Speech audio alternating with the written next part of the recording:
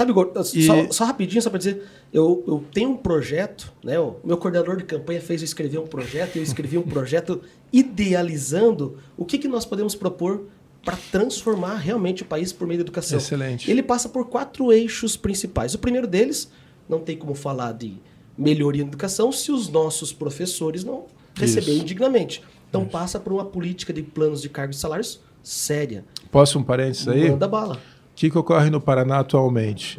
PSS, né?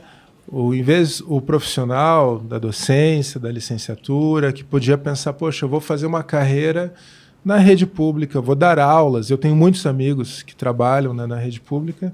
Eles não conseguem porque não tem concurso efetivo.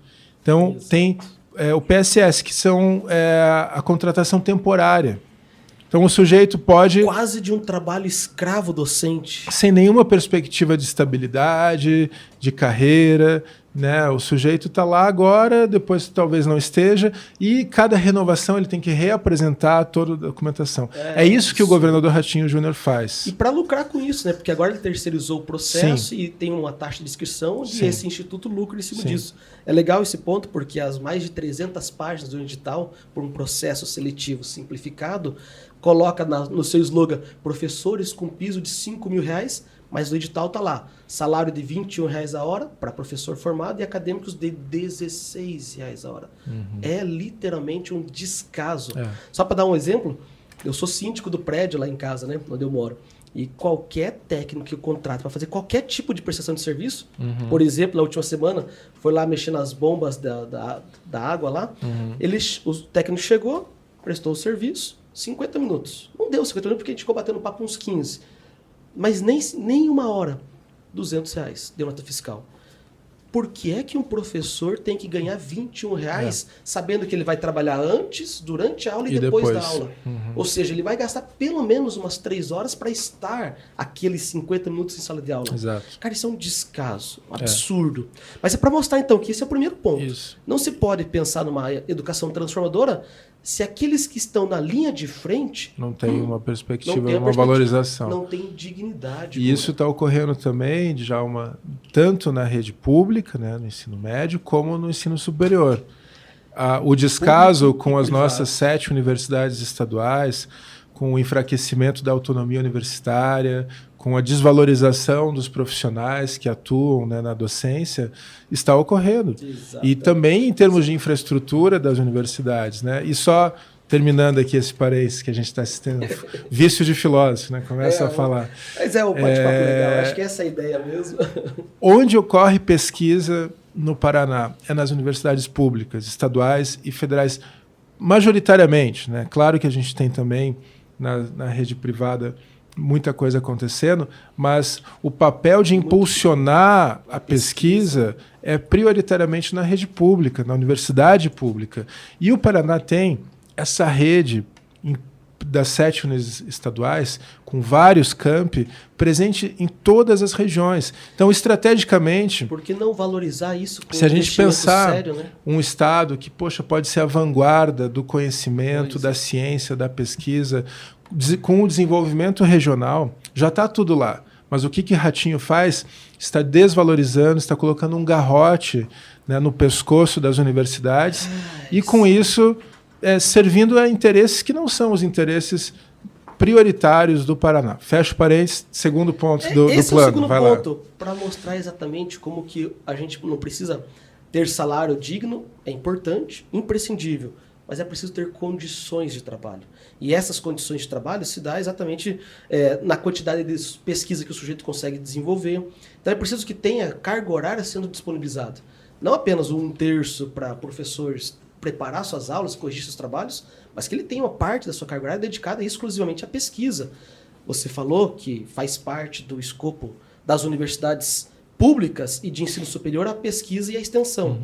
Mas eu conheço, Gora, colegas de profissão, de ensino médio, da educação básica, da educação infantil, que têm anseio, têm talento, têm pesquisas profundas e que poderia ser estendida à comunidade nas escolas. Sim. Então, priorizar condições de trabalho para que esses professores possam, de fato, estender os seus conhecimentos, não apenas ao ensino, mas à pesquisa e a extensão. Claro, e acho que esse é um ponto legal. Convergindo tanto o ensino superior quanto educação básica. Educação básica. Porque então, isso que eu falei. essa troca, Exato. né? Porque o estudante vê, poxa, um cientista, uma mulher, uma doutora veio aqui dar uma palestra. Aquilo inspira, né? Veja, eu dei aula na educação básica a vida inteira, né? Depois eu acabei migrando para o ensino superior e foquei mais, mas nunca larguei a educação básica. E veja, eu levava meus alunos em comunidades quilombolas, levava meus alunos na Ilha do Mel para conhecer a realidade dos nativos, levei os alunos para visitar instituições como o Pequeno Cotolengo, o Pequeno Príncipe, para que eles tivessem um contato com a realidade local. E isso são os melhores momentos. Eu tenho hoje contato com os meus ex-alunos do ensino médio, eles dizem, pô, professor, aquele dia que você foi lá e levou a gente, que experiência marcou, bacana. Né? Então, veja, o ensino é importante, a sala de aula, currículo, mas a extensão, a pesquisa, o extra classe, ele é tão importante quanto. Só que é preciso dar condições para que esse professor possa fazer isso. E essas condições estão exatamente num plano de desenvolvimento por meio da educação. Sim. É uma política pública que precisa ser feita de maneira clara, com bons incentivos. Igor, terceiro ponto, essa é a parte complicada, porque eu venho de uma realidade de baixa renda, Vila Uberlândia, comunidade pobre. É preciso que os alunos tenham o mínimo necessário para se preocupar apenas em estudar. Claro. Eu lembro que a gente ia para a escola para comer e às vezes para dar uma namorada quando eu estava na fase da adolescência, mas o objetivo era esse, porque em casa não tinha. Que tipo de desenvolvimento você exige do indivíduo numa sala de aula se o mínimo não está suprido?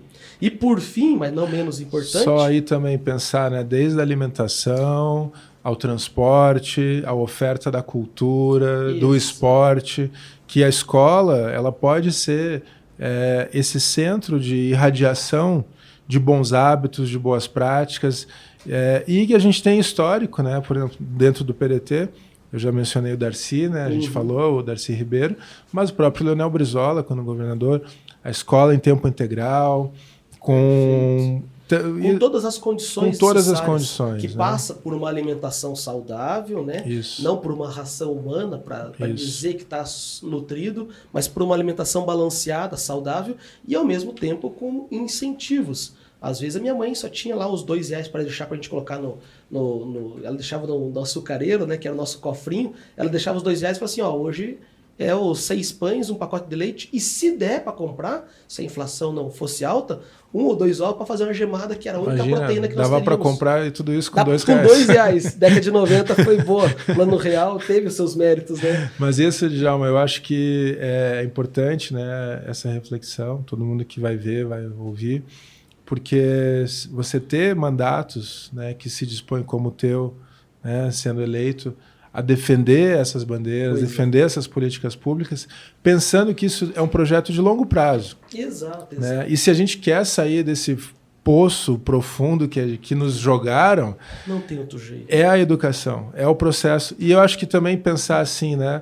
a educação não dissociada de todas as outras esferas da vida, né? A educação não pode estar restrita a um tempo, ou seja, aos jovens, não.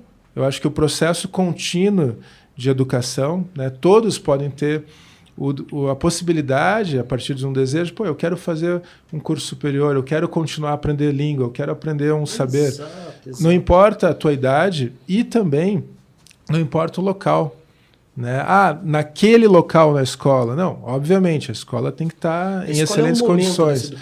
Mas a cidade ela tem que ser educadora, os espaços públicos, porque a gente construir essa sociedade que não é utópica, não é um não lugar. Basta uma boa vontade política. Ela é uma vontade concreta, possível, né? Uma cidade possível.